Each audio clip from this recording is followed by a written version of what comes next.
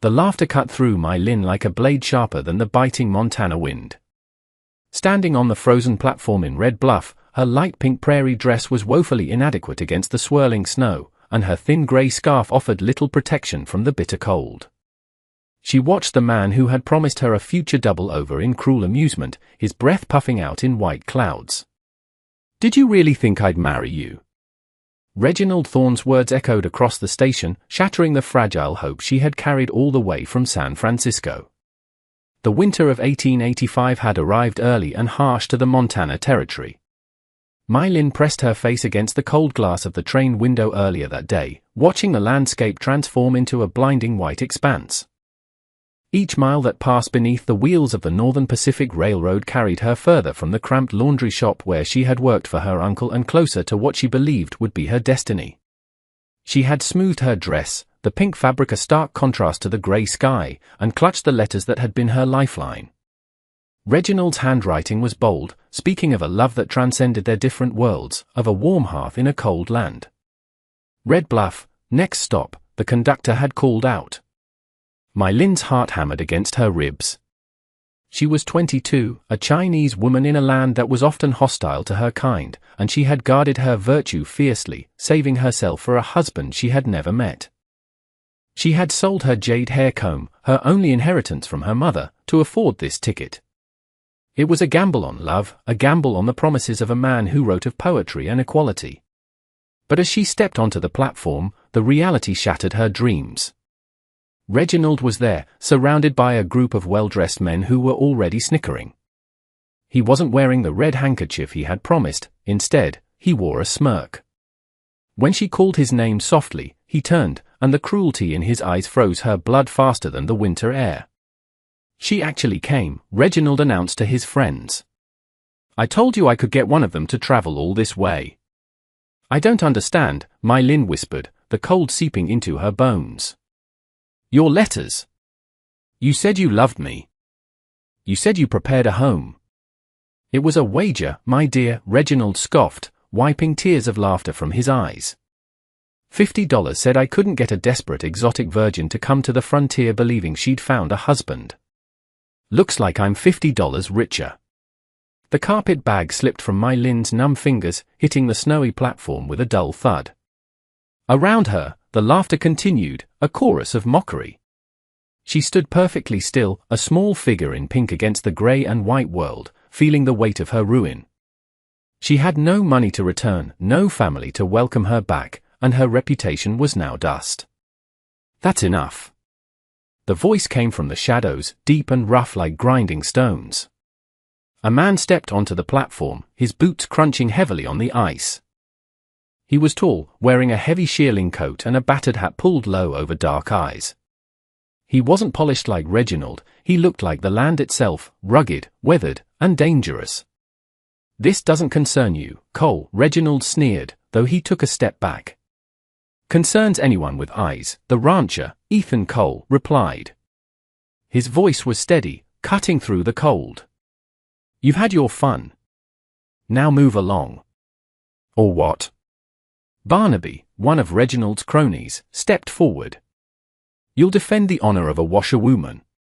Ethan didn't speak. He simply moved, his fist connecting with Barnaby's jaw in a blur of motion. The man crumpled to the icy wood. Ethan looked at the others, his stance relaxed but ready. "Anyone else?" Reginald's group exchanged nervous glances. They were town men, soft from easy living, while Ethan Cole looked like he wrestled bears for sport. "Come on," Reginald muttered, retreating. "We've made our point." He tipped his hat mockingly at My Lin. "Good luck, sweetheart. It's a cold night to be alone." The crowd dispersed, leaving My Lin shivering violently, tears freezing on her cheeks. Ethan turned to her, his expression unreadable but his eyes softening slightly. He saw the way the wind whipped through her thin pink dress. Without a word, he took off his heavy coat and draped it over her shoulders. The warmth was instant and overwhelming, smelling of wood smoke and pine.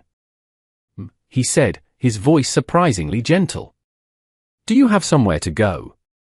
"No," she whispered, shame burning her face. "I have nothing." Ethan nodded once. I'm Ethan Cole. My ranch is 5 miles north. It's not much, but it's warm. I cannot, she stammered, clutching his coat.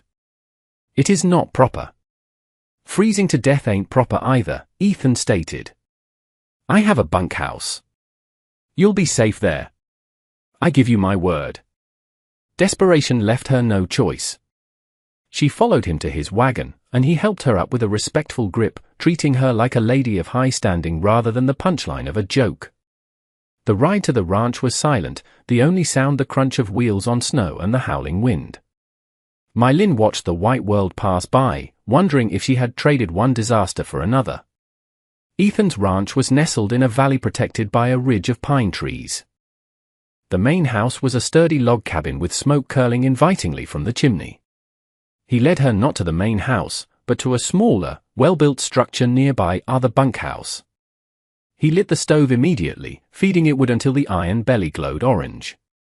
There's food in the main house, Ethan said, standing by the door. I'll bring you some. Lock the door from the inside if you feel the need. You're safe here. That night, Mylin ate a simple beef stew that tasted like salvation. She curled up under rough wool blankets, listening to the wind, and for the first time in weeks, she didn't dream of Reginald's letters. She dreamed of a dark-eyed man who offered his coat to a stranger. The next morning, the snow had stopped, leaving the world sparkling and clean. Mylin woke early, driven by a lifetime of hard work. She found a broom and swept the bunkhouse, then ventured to the main house.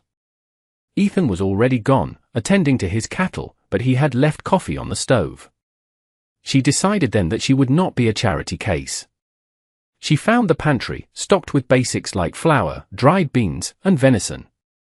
By the time Ethan returned at midday, cold and covered in snow, the cabin smelled of fresh biscuits and savory broth. He stopped in the doorway, stomping the snow from his boots. You didn't have to do that. You gave me shelter, Mylin said, her chin held high. I pay my debts. I can cook and clean. Ethan took a seat at the table, watching her. He was a man of few words, scarred by a past he didn't speak of, living a solitary life that suited him.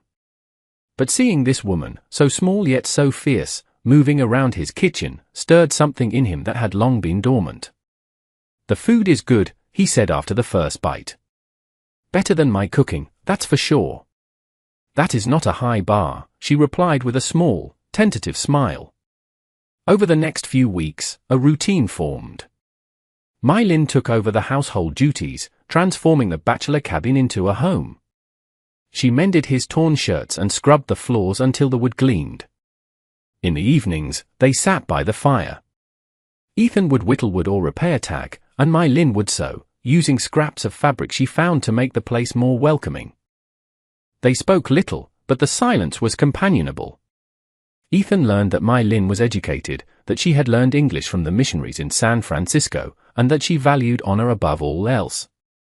She learned that Ethan was a veteran of the Civil War, a man who had seen too much death and sought peace in the solitude of the mountains.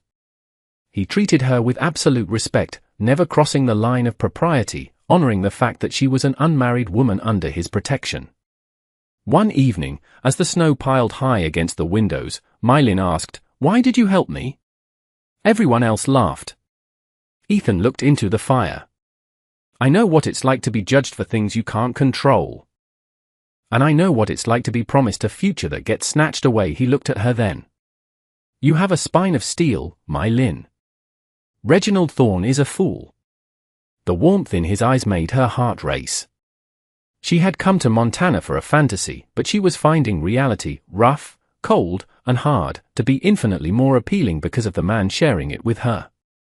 However, supplies eventually ran low, and a trip to Red Bluff became necessary. Mylin was terrified to show her face in town, but Ethan insisted she come. "You have nothing to be ashamed of," he told her. "Hold your head up." The town was bustling despite the cold. As they walked into Mrs. Higgins' general store, the whispers started. Eyes followed them, the hulking rancher and the Chinese woman in the pink dress, which she still wore, though now covered by a heavy wool shawl Ethan had bought her. Mrs. Hattie Higgins, a formidable woman with grey hair and a no-nonsense attitude, looked up from the counter. She took one look at My Lin's apprehensive face and Ethan's protective stance. "Well, don't just stand there letting the heat out," Hattie barked. "Come in. You must be My Lin. I've heard the talk, and I say any woman who survives a winter in that bunkhouse deserves a medal." Hattie's kindness was a balm. She helped My Lin pick out sturdy fabric for new clothes, warm wools in deep blues and greens, practical for ranch life. But as they were leaving the store, their path was blocked. Reginald Thorne stood there, swaying slightly, clearly drunk. His previous amusement had turned into something uglier. The town had not celebrated his prank as he had hoped. Instead, many frowned upon the cruelty, and he blamed My Lin for his social decline. "Look at this," Reginald slurred. "The washerwoman playing house with the hermit. How much did he pay for you?" Ethan stepped forward, his body a wall between My Lin and the drunkard. "Step aside, Thorne." "She's mine by rights," Reginald spat. "I paid for her ticket. That makes her my property." He reached out to grab My Lin's arm. Before Ethan could move, My Lin stepped out from behind him. She didn't look down. She looked Reginald straight in the eye. "I am not property. I am a person. And I would rather freeze in the snow than let a man like you touch me." Reginald raised his hand to strike her, but his wrist was caught in a vice-like grip. Ethan twisted the arm, forcing Reginald to his knees in the snow. "Touch her again," Ethan whispered, his voice low and terrifying, "and you won't have a hand left to drink with." He shoved Reginald into a snowbank. "We're leaving." They rode back to the ranch in silence, but the air between them had shifted. It was charged with something new. That evening, after dinner, Ethan didn't go to his chair by the fire. He stood by the window, watching the moonlight on the snow. "I'm sorry you had to go through that," he said. "He does not matter," My Lin said, standing beside him. "He is small. You are not small." Ethan turned to her. He reached out, his calloused hand gently brushing a stray lock of hair from her face. "My Lin, I'm a man with nothing but a ranch and a bad past. I'm not a poet like the man you thought you were coming for." "I do not want a poet," she whispered.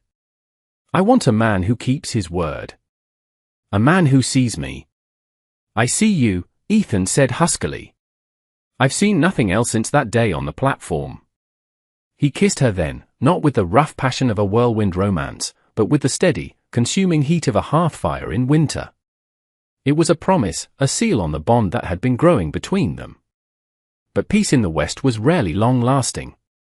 2 days later, a blizzard struck, trapping them at the ranch. In the midst of the storm, a knock came at the door. It was Sarah, a young woman from town, battered and blue with cold. She had fled an abusive husband, desperate for sanctuary. Ethan didn't hesitate. He brought her in, and My Lin tended to her wounds. For 3 days, the storm raged, and the three of them existed in a bubble of survival. Sarah watched My Lin and Ethan, seeing the unspoken love between them. "You two should be married," Sarah whispered to My Lin one night while Ethan was checking the barn. "He looks at you like you're the only warmth in the world." "I am Chinese," My Lin said quietly. "It is not simple." "It's simple if you love him," Sarah countered. The storm broke, but it brought trouble. Sarah's husband, a brute named Vance, rode up with Reginald Thorne and 3 other men. They were drunk, armed, and looking for a fight. "Send out the girl," Vance shouted. "And the China woman too. Thorne says she needs to learn her place." Ethan grabbed his rifle from above the mantel. He looked at My Lin. "Take the shotgun. Go to the back room with Sarah. If anyone comes through that door who isn't me, you shoot." "No," My Lin said, taking the shotgun but standing her ground. "I will not hide. This is my home too." Ethan looked at her, pride warring with fear in his eyes. "All right. Stay low." Ethan stepped onto the porch. "Get off my land, Vance." "Thorne." "We're taking what's ours," Reginald yelled, emboldened by the numbers. He raised his pistol. The gunfight was brief and chaotic. Bullets splintered the wood of the cabin. Ethan fired with the precision of a soldier, dropping one man and sending another scrambling for cover. Vance charged the porch, but Ethan tackled him, the two men rolling in the snow. Reginald saw his chance. He kicked open the door, a malicious grin on his face. "Now, my dear." He froze. Mylin stood in the center of the room, the heavy double-barreled shotgun leveled at his chest. She didn't tremble. She didn't look like a victim in a pink dress. She looked like the mistress of the ranch. "I told you," she said, her voice steady. "I am not property." Reginald laughed nervously. "You won't shoot.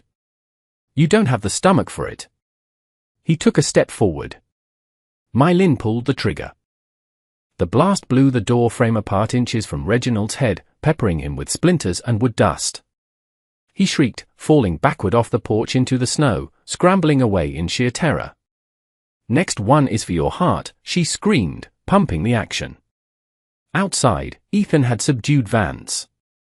The sudden explosion and Reginald's terrified retreat broke the spirit of the attackers. They scrambled for their horses, defeated by a lone rancher and a woman they had underestimated. Ethan stood in the snow, breathing hard, blood trickling from a cut on his brow. He looked at Mylin, standing in the doorway with the smoking gun.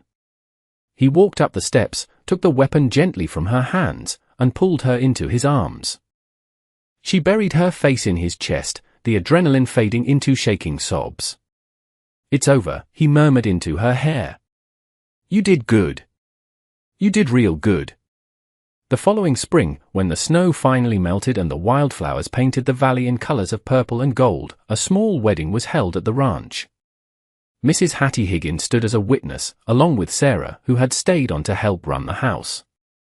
Mylin did not wear white, nor did she wear pink. She wore a dress of deep crimson silk that she had sewn herself, embroidered with gold thread, a nod to her heritage, worn proudly in her new home.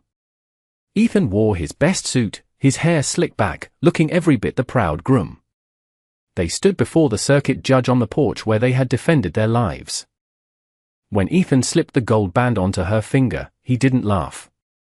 He wept, just a single tear that he quickly wiped away, grateful for the twist of fate that had brought a cruel bet to his station and left him with a treasure. Reginald Thorne left town shortly after the raid, humiliated and broken, never to be seen in the territory again. He became a cautionary tale in Red Bluff, a story told about the price of arrogance. Years passed. The ranch grew, prospering under the combined efforts of Ethan and Mylin. They had a daughter, a little girl named Lily, who had her father's dark eyes and her mother's fierce spirit. She grew up running through the tall grass, speaking both English and Cantonese, loved fiercely by parents who knew the value of what they had found. One winter evening, 10 years later, Mylin stood on the porch, watching the snow fall. It was soft tonight, peaceful.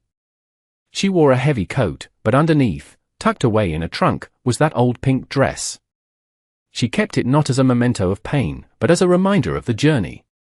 Ethan stepped out behind her, wrapping his arms around her waist. "Cold?" "No," she smiled, leaning back into his warmth. "I am never cold anymore." They watched the snow cover the valley, burying the past, leaving only the pristine white canvas of their future. The man who had laughed at her tears was a ghost of a memory, irrelevant and forgotten. The man who held her now was her reality, her rock, and her heart. The lone rancher had given the Chinese virgin his heart, and in return, she had given him a life worth living. Reflecting on Mylin and Ethan's journey reveals a profound truth about the human spirit.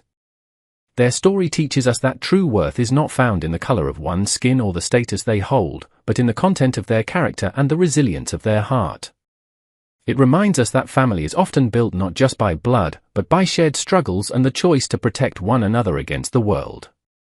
Furthermore, the narrative highlights that forgiveness is not always about absolving those who hurt us, but about releasing the power they have over our future. Mylin's ability to stand strong in the face of humiliation and prejudice serves as a powerful testament to the strength of self-worth. Ultimately, love is shown to be in action, a warm coat in a blizzard, a defense against cruelty, rather than just empty words on a page. What did you think of My Lynn's reaction to Reginald's return?